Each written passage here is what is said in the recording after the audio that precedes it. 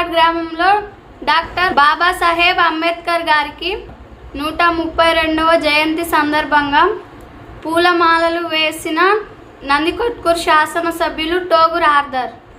భారత రాజ్యాంగ పితామహుడు డాక్టర్ బాబాసాహెబ్ అంబేద్కర్ గారి 132వ జయంతి మహోత్సవాలు ఘనంగా నిర్వహించిన పాములపాడు ప్రజలు.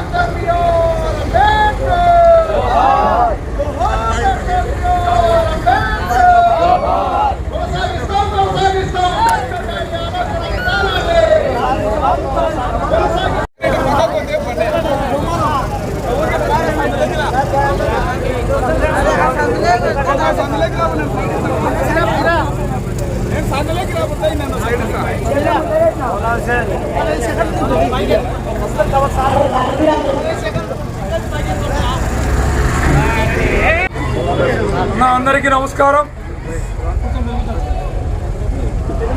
ఈరోజు ఈ కార్యక్రమానికి విచ్చేసినటువంటి జాతీయ మాల మహానాడు గౌరవ అధ్యక్షులు మునయన్న గారికి, నంద్యాల జిల్లా అధ్యక్షుడు అబ్రహం గారికి, సోమశేఖర్ గారికి, ఇతర సంఘ సభ్యులకు, ఈ యొక్క పాములపాడు మండలంలో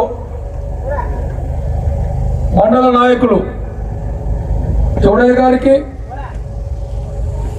పాలేశ్వరరెడ్డి గారికి, ప్రతి గ్రామం నుంచి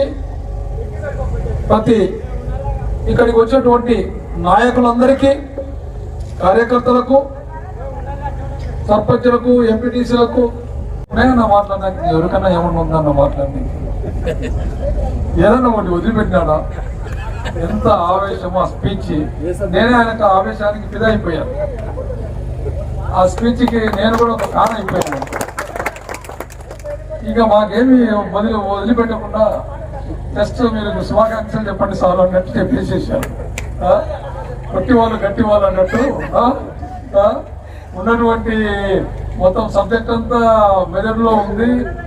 మంచి వాక్ చాతుర్యము, దేవుడు మంచి గొంతు ఇచ్చాడు. చాలా సంతోషం అనిపించింది. కాబట్టి ఆయన దీవెనలో మనకు ఎక్కడున్నా వారి ఆశయాల సాధనలో మనం పోతున్నాం. కాబట్టి మనకు ఈ కార్యక్రమాన్ని జయప్రదం చేసుకోవాలని చెప్పేసి నాకు, ఎందుకంటే కొత్తపల్లి మండలం కొత్తపల్లిలో కూడా ఉంది ఇప్పుడు. దాని తర్వాత నందిగుంటలో అంబేద్కర్ గారి విగ్రహ ప్రారంభోత్సవం ఉంది. యాక్చువల్గా 10 గంటలకే నాకు ఆ ప్రోగ్రాం. మీ ప్రోగ్రాంకు నన్ను పిలవకపోయినా ఈ ప్రోగ్రాంకు నన్ను పవనపాడు మండలం నుంచి ఏ ఒక్క వ్యక్తి కూడా